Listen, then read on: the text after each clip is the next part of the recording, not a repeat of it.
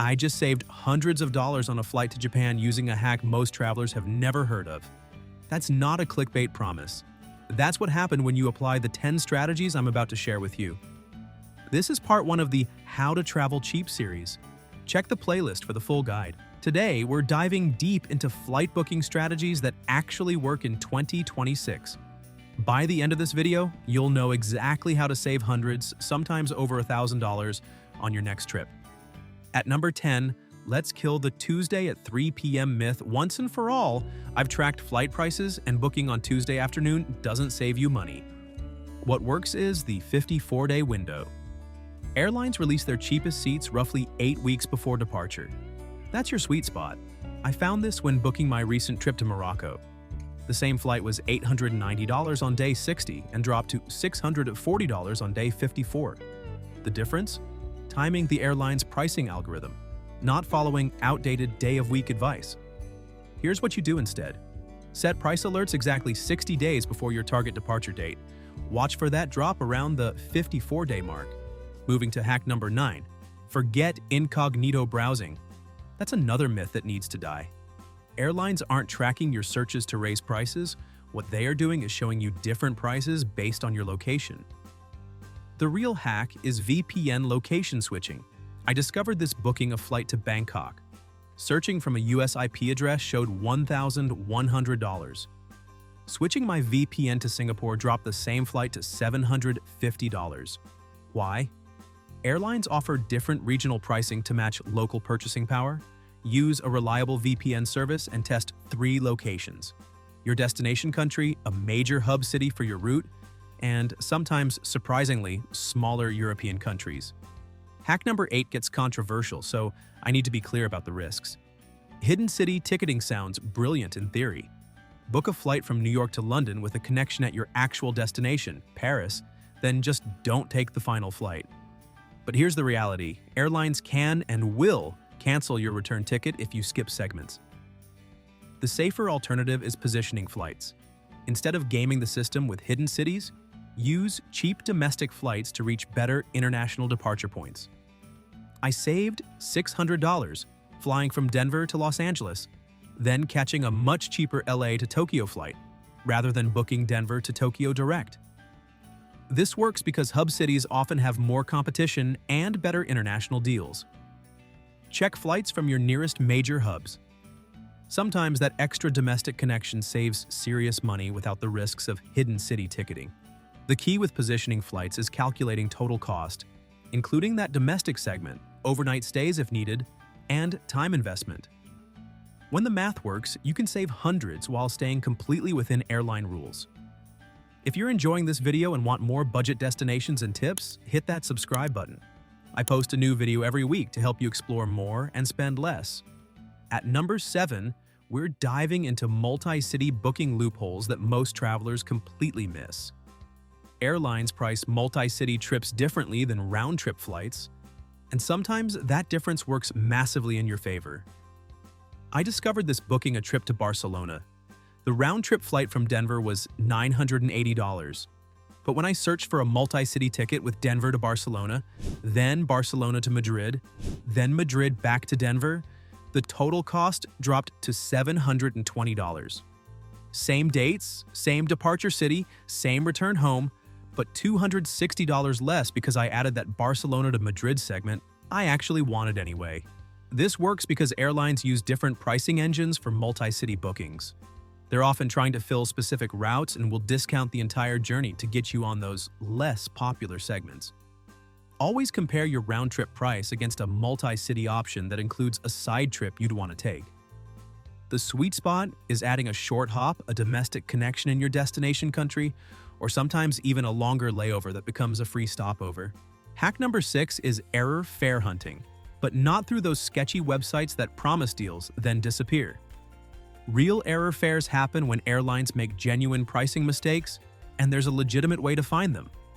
Follow airline social media accounts and join their email lists. When error fares happen, airlines often honor them if you book quickly and directly through their website. The key is speed and legitimacy. Don't use third-party error fare sites that might not honor bookings. Stick to official airline channels and be prepared to book immediately when you spot something too good to be true. Moving to hack number 5, positioning flights to cheaper departure cities. We touched on this earlier, but let's go deeper into the strategy. Some cities consistently offer better international deals because of competition, hub status, or airline partnerships. Assume you live in Denver, you will regularly position to Los Angeles, San Francisco, or even Seattle for better international pricing.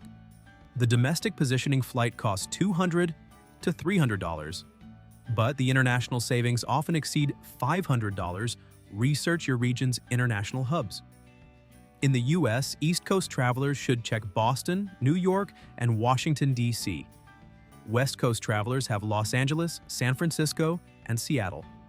Sometimes smaller cities surprise you. You can find great European deals departing from Portland and Austin. Calculate the total cost, including positioning, potential overnight stays, and time investment. When positioning saves $400 or more, it's usually worth the extra complexity. Hack number 4 reveals airline alliance sweet spots that most travelers never explore. The 3 major alliances, Star Alliance, Oneworld, and SkyTeam, offer routing options that can slash your costs through partner airlines. Let's say you want to fly from the US to Prague, but United's direct pricing was $1,200. Instead, you can book a Star Alliance routing through Lufthansa and Austrian Airlines for $750.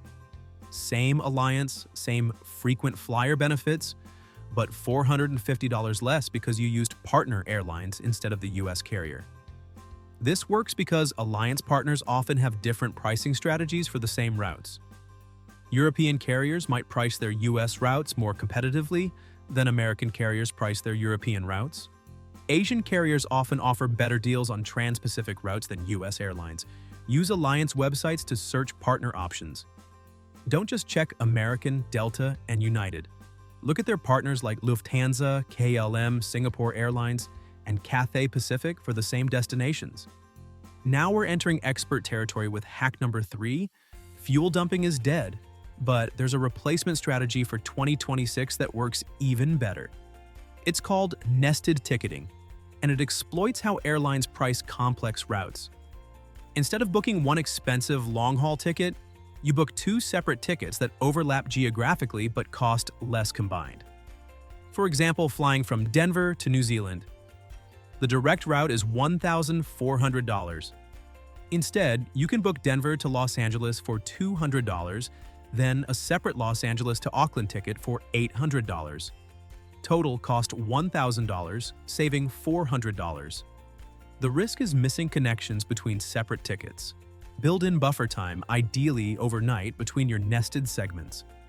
This isn't for every trip, but for expensive long-haul routes, the savings justify the complexity. Hack number 2 addresses credit card churning without destroying your credit score. Opening cards for sign-up bonuses can generate thousands in travel value, but only if you do it strategically. The key is spacing applications and maintaining low utilization. Limit yourself to 2 travel cards per year, spaced 6 months apart. Focus on cards with high sign-up bonuses and spending requirements you can naturally meet. The Chase Sapphire Preferred and Capital One Venture cards consistently offer 60,000 to 80,000 point bonuses worth $600 to $800 in travel. Pay balances immediately and keep utilization under 10%. Your credit score will actually improve over time as you increase available credit while maintaining low balances. You can earn over $3,000 in travel value through strategic card applications over 2 years while keeping a high credit score. Our final hack number 1 flips last-minute booking psychology on its head. Everyone knows last-minute flights are expensive, but there's a specific window where airlines panic and slash prices to fill seats. This happens 14 to 21 days before departure for international flights and 7 to 14 days for domestic routes. Airlines would rather sell seats at a loss than fly empty planes. You can catch $400 flights from the US to Europe and $150 domestic flights using this technique. The catch is flexibility. You need backup plans and the ability to travel on short notice. Set up alerts for routes you're interested in and be ready to book when prices crash in that panic window. Combine multiple hacks for maximum impact. Use positioning flights with alliance partners, apply VPN location, switching to error fare hunting, Or stack credit card points with nested ticketing strategies. I regularly save $800 to $1,200 per international trip by layering these techniques. In conclusion, the pattern connecting all 10 hacks is simple. Airlines want to fill seats, and they'll discount heavily when you understand their pricing psychology. Next week, I'm revealing the accommodation hacks within the How to Travel Cheap series. If you want more budget destinations and tips, hit that subscribe button. I post a new video every week to help you explore more and spend less.